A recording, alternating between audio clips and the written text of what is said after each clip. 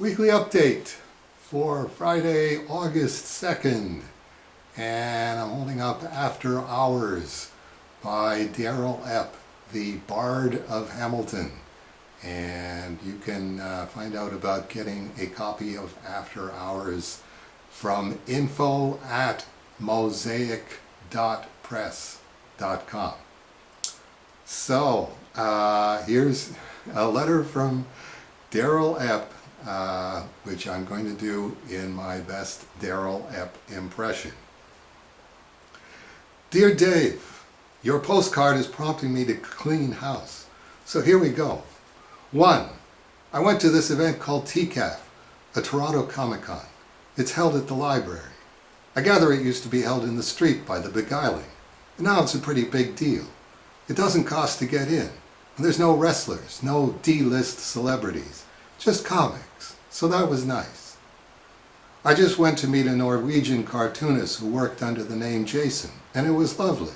We shot the breeze about Raymond Chandler, stuff like that. He was on a panel about, quote, formalism in comics, unquote, or something. I had thought it would be just him, but it wasn't. The moderator was some 27-year-old getting a PhD in comics semiotics from Brock University. Ugh!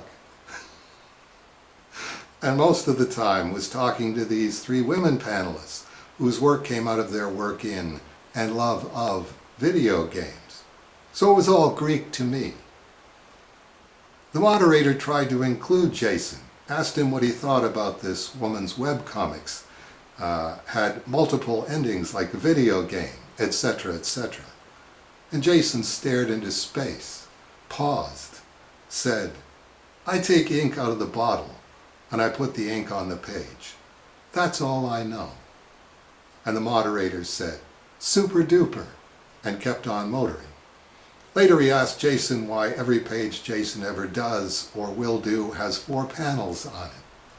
Jason said, 1, I just happen to find it aesthetically pleasing, and 2, that way each image has exactly the same weight.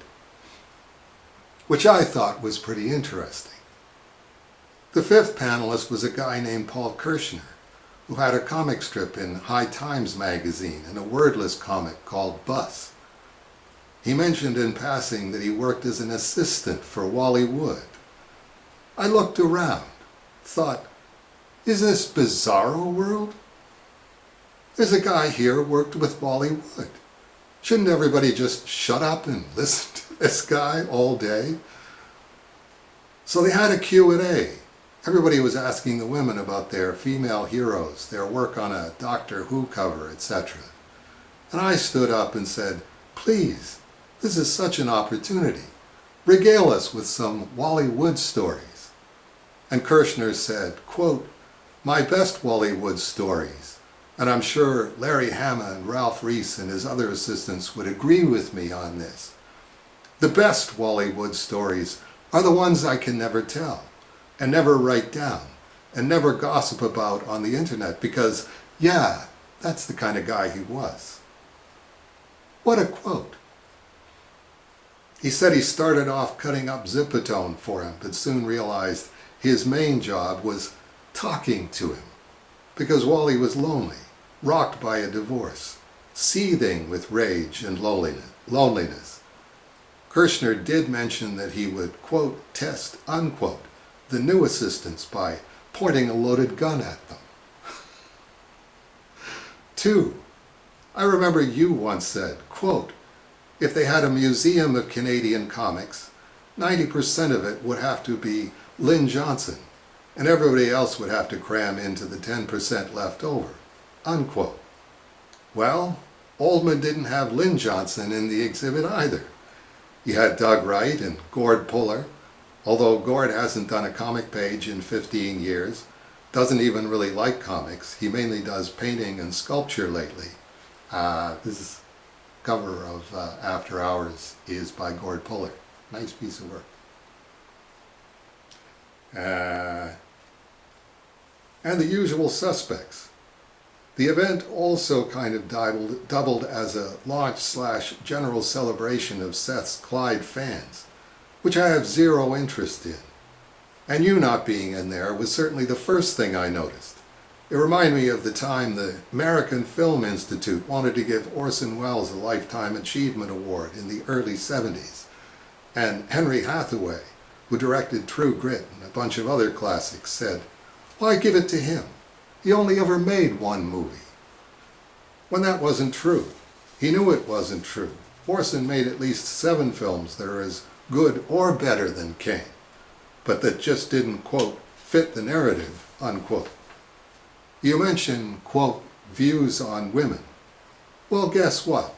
Everybody I know, everybody who isn't inside that particular bubble, would be really grossed out by Chester's, quote, views on women, unquote. And yet there he is, with a piece on the wall in which he retells the story of the prodigal son to, quote, prove, unquote, that God prefers worshippers who pay for sex. Whee! Pretty strange.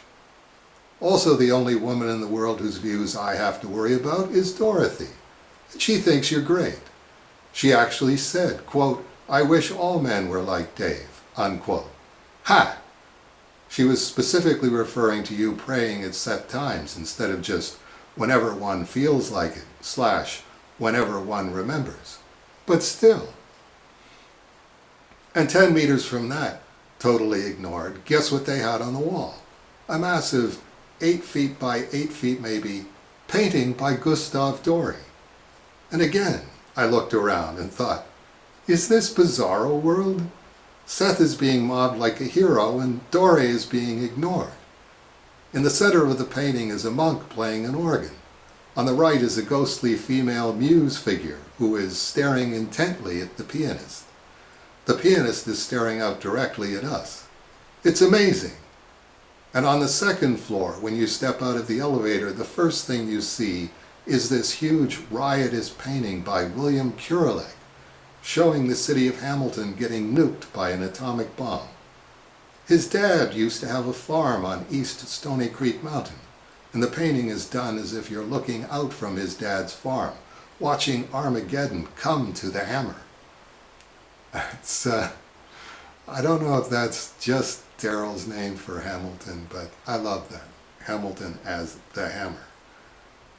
Kurelek really suffered in his very short life.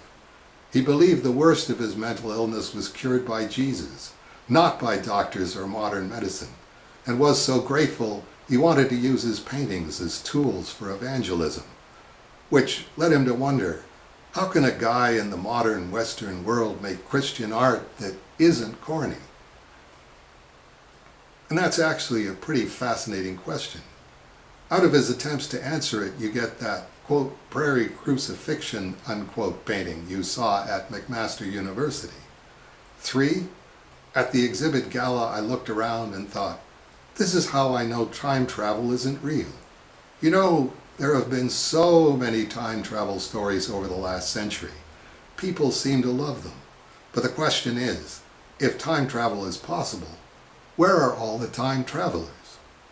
If in the next million years a guy invented time travel, someone else would mass produce it, make it cheaper, until Kitchener was flooded with gawking time travel tourists. Also, if time travel ever became a reality, one time traveler would have gone back to Wally Wood in 1981 and said, "Dude, put down the gun, put down the bottle. All you have to do is wait 40 years, and they'll be putting comics in museums. Man, just hang in there." But that never happened.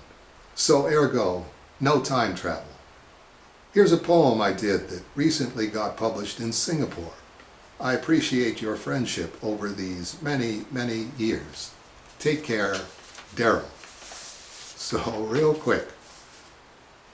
The mystery of flight reimagined as a Legoland bouncy castle.